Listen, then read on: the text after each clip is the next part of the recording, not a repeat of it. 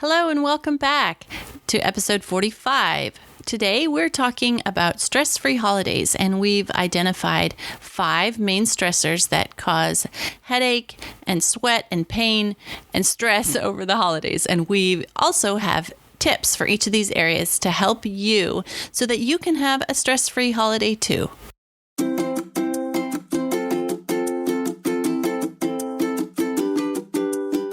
Hello, and welcome to Outnumber the Podcast. I'm Bonnie. And I'm Audrey, and we're homeschooling moms to a combined total of 18 children. We know firsthand that motherhood is full of crazy chaos and overwhelming obligations, but it should also be full of love and laughter. Regardless of where you are on your journey, come join us as we work together to find joy in the chaos of motherhood. And we're back, and we're going to talk to you today about stress-free holidays, how to make that happen. It seems like the two words can't happen in the same sentence, but we're going to give you our best tips today. So we're going to start off with a review, and this one is from Tiny Human Nurse. It says, "My favorite podcast. I look forward to this podcast every week. Go back and listen from the very beginning. Every single episode is fantastic. I really cannot put into words how grateful I am for this podcast and the peace it brings me to hear from mothers further in their motherhood journey than myself who are willing to share their encouragement. Keep up the amazing work, ladies."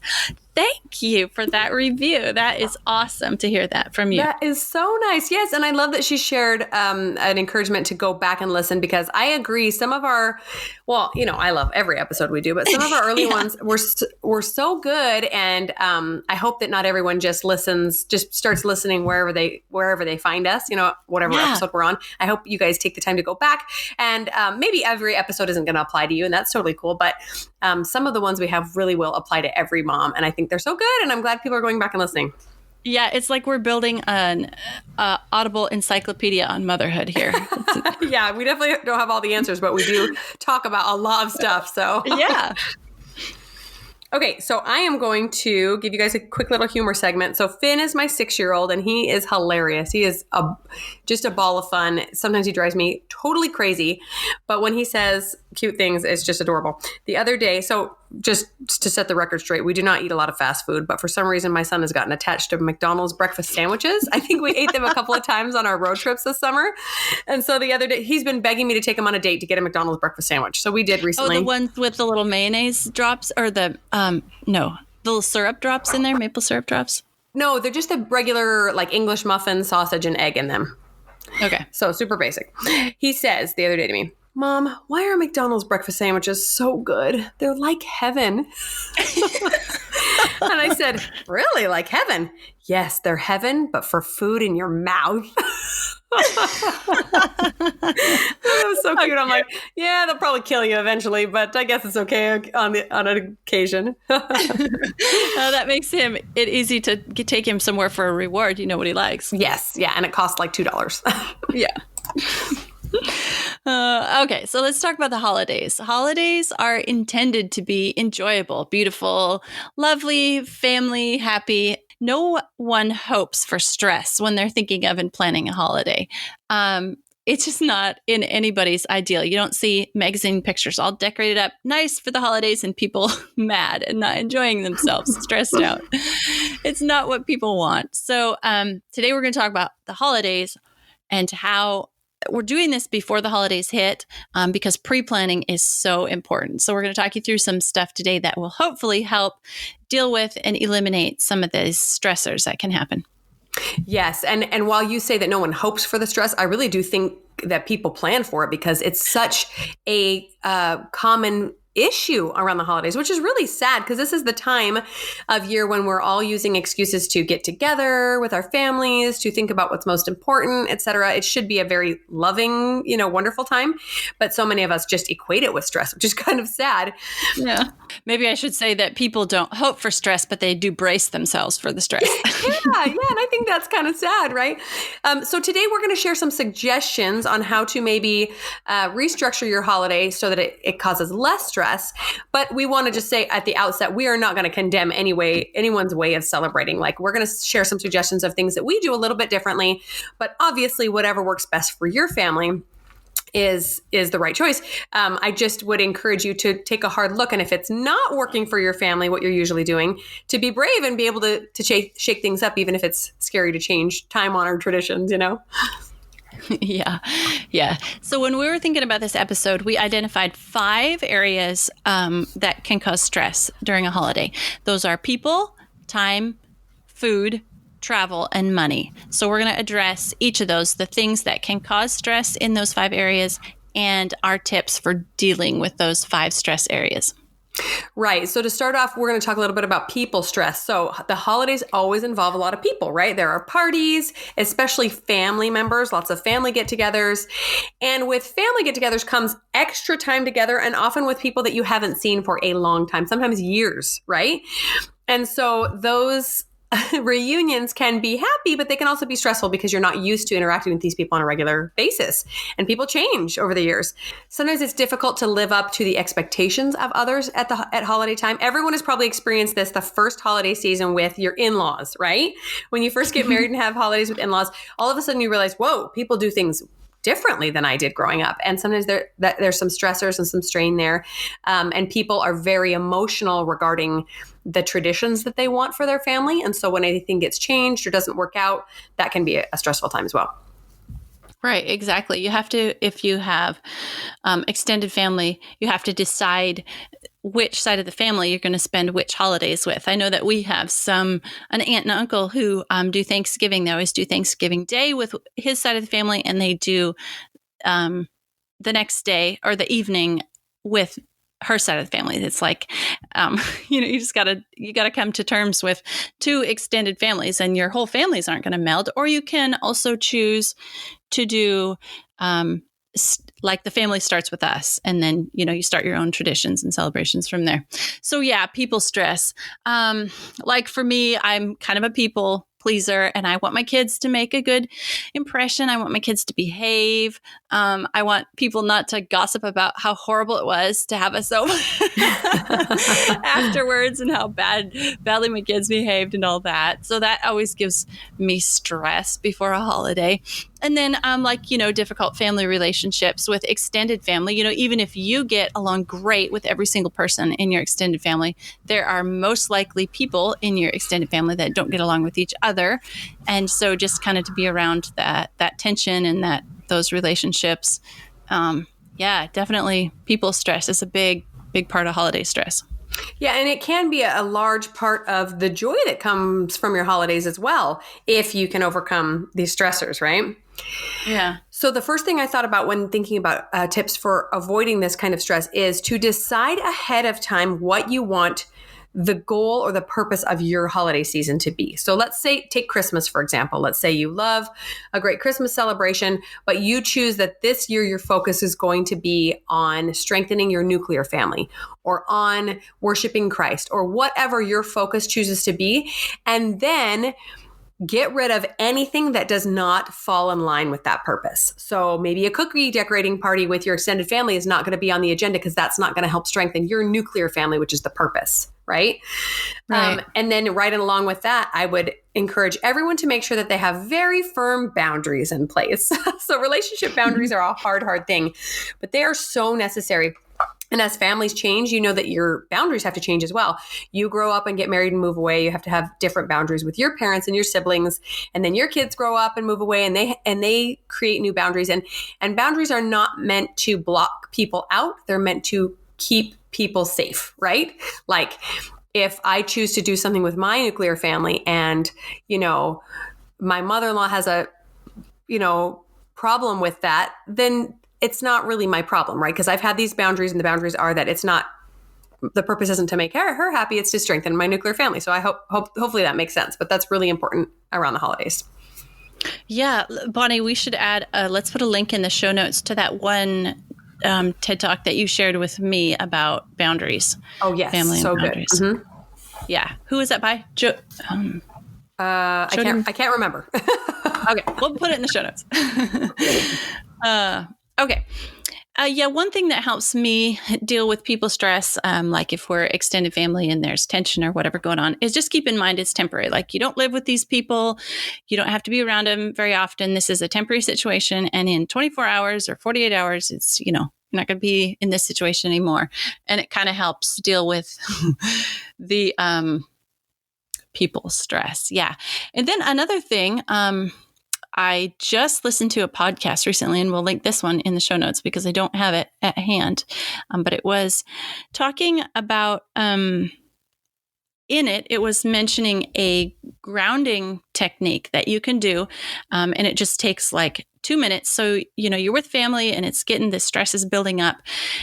And so go outside in nature and if possible, slip off your shoes and stand barefoot to the earth and look at 5 things. Name, just in your mind or out loud, name 5 things that you can see, 4 things that you can hear, 3 things that you could reach out and touch, or actually, pick up a leaf and touch it, 2 things that you can smell, and 1 thing that you could taste.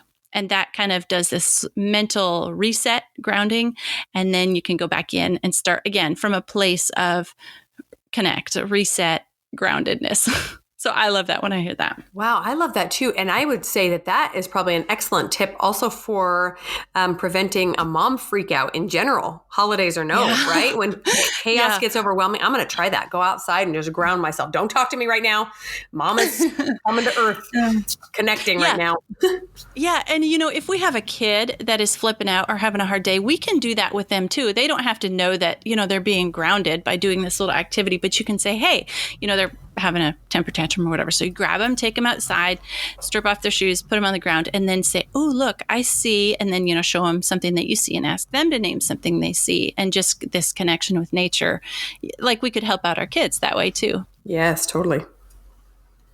And then another thing I like to do is talk with my kids beforehand about what they can expect, what it's going to be like to be around different people. If they're old enough, you can kind of explain some of the family tensions if you know about them or situations so that, an older kid, like say teenager, they're going to feel awkward if they stumble into a question or situation or conversation that's not comfortable for them because of family tensions they don't know about. But then also I talk with my kids beforehand about my expectations for their behavior while we're in this situation. Yes, I love that. Totally. So we're going to move on to the stress of time. It feels like everyone's always short on time nowadays, especially during the holidays. And I think especially because you want this time to be a time full of enjoyment, happiness, good memories. You want your kids to go off to college remembering all these wonderful holidays that you had together. And so you feel pressure to say yes to all the wonderful opportunities. Cookie decorating party? Yes. Visiting with Santa? Yes. Traveling to see family? Okay, yeah. And quickly spirals out of control. And instead of happy memories, they just remember mom stressed and screaming all the time. Yeah. Some time stressors for us are everybody's off their routine. If dad's off work, that's enough to throw everybody off their routine and get kids grouchy. So then that's one stress. Another stress with time is meals at certain times. So let's say, okay, our, Thanksgiving dinner this year is going to be at 3:00 in the afternoon. Well, that's great. But my little kids, I'm going to have to plan ahead to get them a snack so that they're not having a meltdown from hunger when we get there, So, or maybe you plan to do, a brunch that day. Well, if my kid gets up at 6:00 in the morning, I want to plan how to get them just enough food so that they're still hungry and not refusing everything when we get there, but not so hungry that they're having a meltdown. So all these, sometimes special meals are at a different time than your kid is used to. And then there are potential time zone differences if you're traveling. I know that with our recent time change, my baby is having a really hard time adjusting just to the 1 hour difference. He loves to go to bed early. And now I've been trying to introduce, 10 or 15 minutes later every night. And he's so crabby about it. So if you travel across several time zones and your kids are off their normal time zone, that's going to be a time stress too that you're going to have to deal with, plan for, and all that. Yeah, and just think for a second, how hard it is for us to travel and be around people that we're not familiar with. Think about that, but those big problems in a tiny little kid body, and Yeah. it's hard enough for me to wait a couple extra hours for a meal, but a child, I often forget about that no, they're not just going to roll with the punches and be okay with the 7 o'clock dinner, or they're not, and to plan ahead. It can be so helpful to remember that going in and just to have lots and lots of patience and grace with your children. Like, we're not going to push you, so that on top of those added expectations of them performing well in front of all the extended family is like a total recipe for disaster. Yeah. To just have extra grace with them and with yourself, obviously. Some of my tips for dealing with time stress is, once again, to decide what fits your main priority or priorities of the holidays and only say yes to those things. We can quickly overschedule ourselves and fill up our time constraints until we are just so stressed out, and then there are no good memories being made. Sometimes we have to say no to extended family if what we want to do with our own nuclear family is more important. Maybe we don't want our Christmas to be chock full of toys overflowing everywhere. Then I highly recommend throwing away the toy magazines before they ever make it inside your house, and not encouraging endless Christmas lists, etc. So just to be aware of what you want to emphasize and do that. Say yes only to the things that encourage that. Yes. Good plan. Good ideas. If they don't see it, they're not going to ask for it, right? Mm-hmm, mm-hmm. Okay, so some of my tips for dealing with the time stressors are, as much as possible, keep young kids on a regular bedtime, even if it means, you're three hours away in a time zone and they go to bed at 4 o'clock in the afternoon and get up at, especially early for that time zone. Well, it's going to make it worth your while to have them well rested. And then maybe if somebody says, okay, we're going to have Thanksgiving dinner at 4 o'clock in the afternoon, does that work for you? Well, don't be afraid to speak up and say, well, actually, with my kids, can we have it a little closer to maybe 2 o'clock? Because that would, and then also, if you are the one fixing the dinner or the meal, be reasonable with what you can do. Maybe you cannot have a full Thanksgiving or Christmas meal fixed by 11 o'clock. So don't set your time for 11 o'clock as the time for the meal, unless you want to get up at 2 o'clock in the morning and start. Just be reasonable on expectations for yourself as well. Keep yourself in mind. Totally. So moving on, we're going to talk a little bit about food stress. And this is a huge one for adults and kids alike. So much stress to eat all the junk all the time, and just make yourself miserable, right? First of all, there's the peer pressure of people around everywhere, and everyone's eating garbage. So we might as well, as on top of it, the memories of those special foods. Like, well, I always remembered eating turkey on Thanksgiving. I can't possibly still be a vegetarian on Thanksgiving, or whatever your own food goals are. And these memories and this peer pressure all encourages overeating and eating of lots of unhealthy foods, even ones that are going to make you sick because you're in the season, why not? Yeah. There are certain foods that are only, like it's very difficult to find canned pumpkin any time of the year, other time of the year than during the holidays. And same for, the little candied fruit to make fruitcake. That kind of ingredient is very hard to find any other time of year. So there are certain foods that are only available, or most people only make for the holidays, fruitcake or pumpkin pie or whatever. And so, like, oh man, I haven't had, pumpkin cinnamon rolls since last year. I'm going to totally gorge myself on that. Whoa. Pumpkin cinnamon rolls? Yes. You need to send me that recipe immediately. Okay, we'll link that one in the show notes. That sounds delicious. Yes, see? That's what we're talking about. Peer pressure. Special foods. Nope.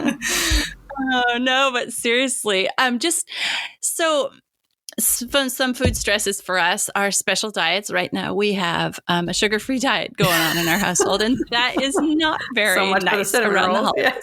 Yes. No, you make it, and I'll enjoy it through you. Okay. And then cooking different foods. Like, oh man, say, I've always wanted to make a lemon meringue pie. Well, maybe you shouldn't try out the recipe for the first time to take it to a big family dinner and discover that, you accidentally, doubled the salt and forgot to half the sugar or whatever.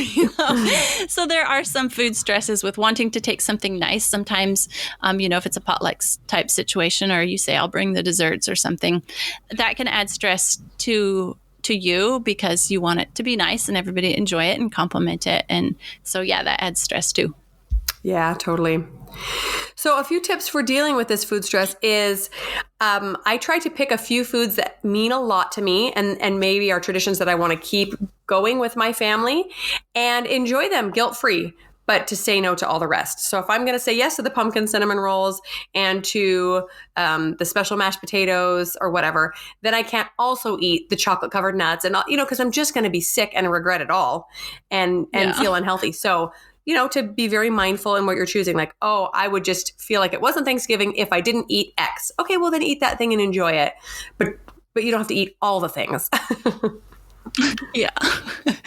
Oh. All right. Some of my tips for dealing with food stress is try to eat as similar to home as possible, or similar to the diet your kids are used to as possible. So if that means that you plan one special meal during the holidays and everything else is just like normal, then do that. If you're traveling, something we like to do is, instead of stopping at a restaurant for a meal, we'll stop at a grocery store and buy what we would normally fix for lunch. So, sandwich ingredients, and make sandwiches from whatever, at the grocery store, or wraps, or, whatever, to keep it more like home eating than restaurant eating when you're traveling. Again, it does take more time to eat like that when you're on the road. So, you got to plan ahead for that. And then, if you're staying in a hotel, if you're traveling and staying in a hotel, instead of eating out for your meal, or instead of eating the restaurant's breakfast buffet, you can also cook in your room, or if you have that capability in your room, or you can have a, supper in your room, cook, whatever you can do to make it as much like home as possible for food. And that will help your kids keep on, hopefully, more of their normal condition. Yeah. And I will say that my kids' behavior is directly related to what kinds and how much of food they're eating. Right.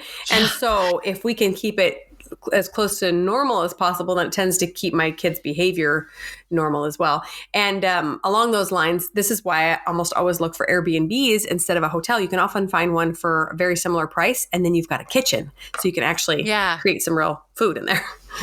Yeah, especially with large families, a hotel is almost impossible because you have to get 2 rooms, right, and then can always cook. Right, you get a $200 a night Airbnb, and it's way better and bigger. Yeah. Yep, my kids definitely, their behaviors related to what they eat too. Like, and then you have to, sometimes you find out some triggers. Like, we found out on one holiday, and we were at someone's house, and my kid ate something that had red food coloring in it, and then went totally bonkers. And so now we know that kid can't have red food coloring. Shoot. And yeah, which is fine. You just deal with it. All right, moving on to the stress of travel. Some travel stresses are being confined to a car seat. Kids can't get out a lot of energy when they're doing that. Maybe because they're confined, they're having a lot of screen time. They're out of their routine. There's the extra costs of travel, and they're eating different foods. So those things all add to the stress of traveling during the holidays. Right. And anytime your routine is messed up, your kids act out. What stresses me out is that there's an excess of traffic and people everywhere. So if you're on a plane, it's jam-packed and people are stressed out trying to get places. If you're on the road, there's traffic jams and accidents. And then just the stress of getting yourself there and your entire family without, it taking a week to get there and without spending a fortune. So yeah, a lot of travel stress. Yeah, I was thinking about the time that you and I met in person, actually, Bonnie, and how you were kind of like, oh, my kids are being, misbehaving or wild animals. I was like, dude, you're traveling. It's That's true. What kids do when they're traveling. Yeah, it was a rough day. Yeah, it was just traveling with kids. So we have a whole episode 22, about traveling with kids. So definitely go listen to that one as part of your stress-free holiday planning. Yeah. Oh, I'm also going to link in the show notes to this episode that I have a couple of posts about traveling with kids, and one specifically about stress-free holidays on my blog. So that could help too. So another tip I have for dealing with travel stress is stay home. I I know it sounds simple, but there have been several holidays where we just weighed it in the balance, all the stresses and all the things that possibly come with the stress of travel, and just found the balance to be totally tilted on the side of staying home. And so we've started making some of our own family traditions and holiday traditions around staying home and being at home. However, I do want to say that if you're traveling, something unavoidable, plan something enjoyable for yourself every day. I know as moms, yes, we have it all on ourselves at home, taking care of the kids. But when we're out traveling and we have these extra stresses on us, it can, I have returned from so many trips needing a vacation from my vacation. Amen. Yeah. So if you can just plan something enjoyable or something relaxing or something, away for yourself every day, or at least once or twice during the trip, that's huge. Like for me, one thing I like to do is if there's a fabric store somewhere where I'm traveling, sewing's huge for me. So I'll go visit a fabric store just for an hour. Or one time, we were visiting some of my family in Montana, and my brother and sister-in-law watched the kids, and my husband and I went to an athletic club that had a sauna, and we just had a nice time away for ourselves for about an hour. And just something for yourself so that you can be in the best condition for dealing with the travel stresses. I love that tip. And I'm starting to think back on trips and things that I've done naturally for myself as well. It's funny. I've been to Disneyland quite a few times, and I do enjoy Disneyland, but I also enjoy the LA Fashion District, and it's not terribly far. So I have stuck that in on family trips. For me too, running is one of my favorite hobbies. And so when we travel, I love to run because it's a great way to see the neighborhood too. So I'll purposely take time out of my day to just go for a quick little jog around the neighborhood, or even a slow walk to just enjoy the new scenery and the different weather if possible. Usually, if you're in the Midwest in the wintertime, maybe not, but maybe you're going to Florida for Christmas. Sounds great. Go for a walk, go play on the beach or whatever, something that can really fill your bucket. Yes, definitely. That's an awesome tip. As far as travel stress suggestions for me, I would say, once again, remind yourself of those holiday priorities. If you're traveling, part of your priority is probably going to be to reconnect with the family that you're visiting, or maybe just relax with your own family because you're going on vacation somewhere. Keep that at the forefront of your mind and don't let anything else stress you out. Like you mentioned, keep your routines as much as possible and underplan your activities in order to better focus on family relationships. So oftentimes I'm like, oh my gosh, we are going to have so much fun. We're going to do this. And then we're going to do this. And then we're going to, and halfway through the second day, you're like, I just want to shoot myself and go home right now because this is so overwhelming, and adding all your kids' misbehavior and the messed up routines on top of all these things that are overstimulating, it's just a recipe for disaster. So if at home we could be able to do the zoo one day and then the water park the next day, I'm still not going to do that on a vacation. I'm going to do maybe one of those things and allow ourselves a day of recuperation because it's just not worth the stress and the tears and the meltdowns. Yes. All right. And now we left the best one to last, right? Haha. Money stress of a holiday.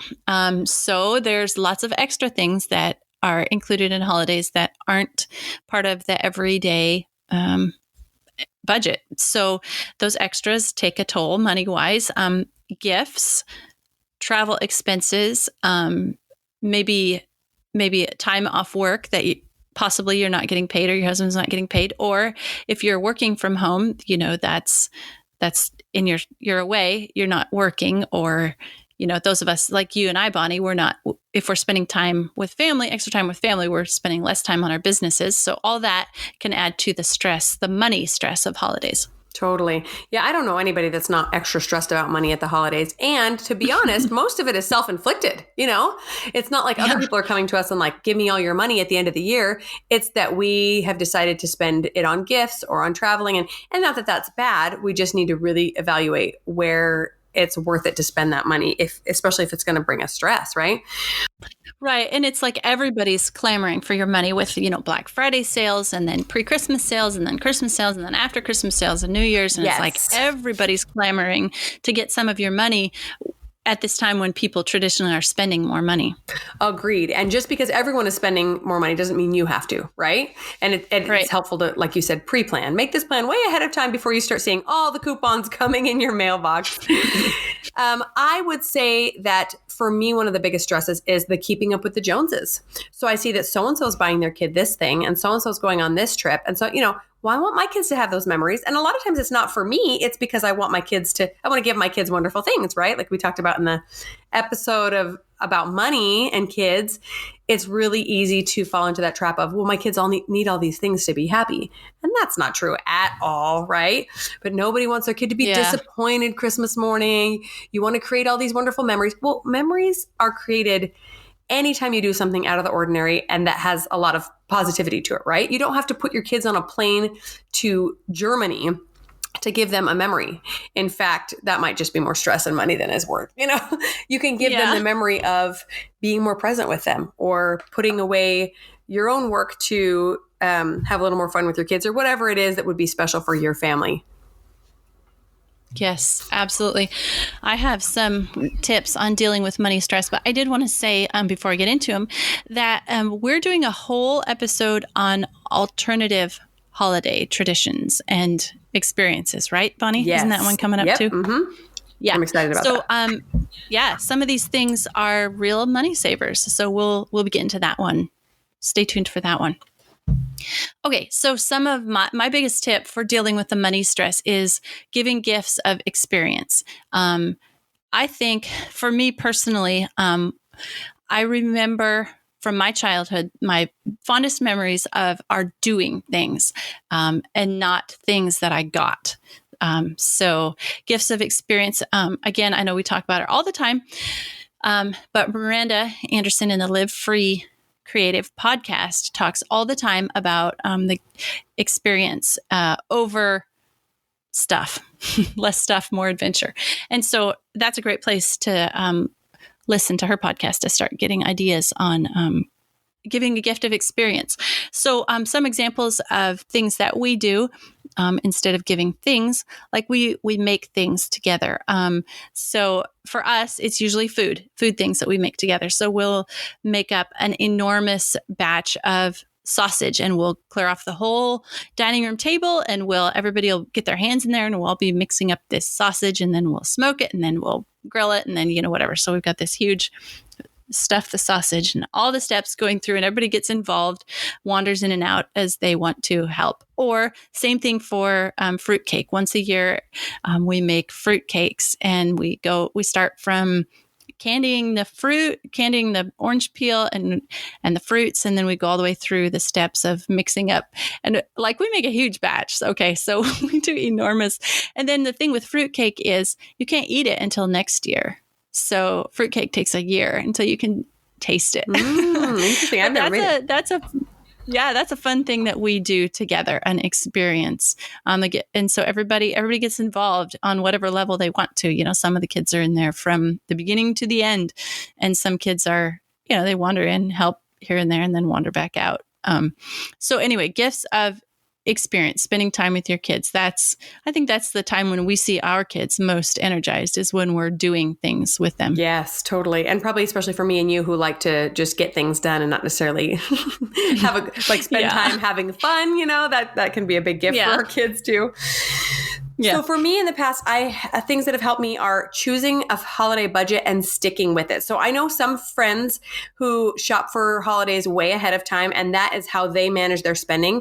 They buy their 1 to 3 gifts or whatever per kid, and then they're done, and they know that they don't need to buy anything else. So once the sales come, they're not tempted because everything is done. Whereas I do not function like that. If I start buying in October, I will continue buying all the way through December, and it will be like some toy store just exploded in my house. And I hate that. I don't want that. So just kind of learn what your trigger is, what works better for you if you are going to go the big gift giving way and you want to buy things for your family. But I have also found that even though we like to give gifts in our family at holiday time, that oftentimes I buy without a purpose just because it's the thing to do.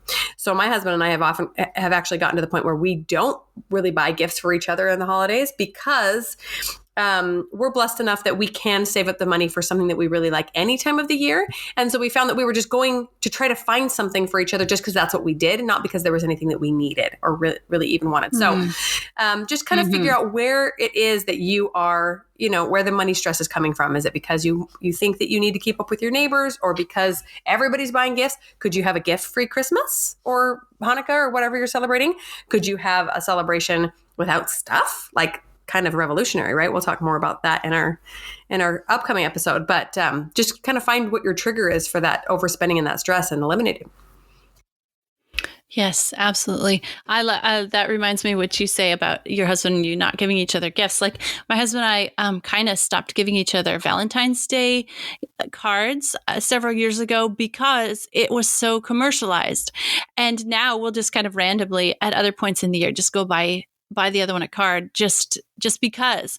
But it just kind of feels so fake, artificial, commercial. Like, somebody said we have to buy each other a card because the entire aisle at Walmart is, card aisle is pink and glittery. And if we didn't, oh my goodness, can't believe you didn't, Totally. And maybe you have the strongest feelings for your husband in the calm of life and not during the chaos of the holidays or Valentine's Day or even your anniversary.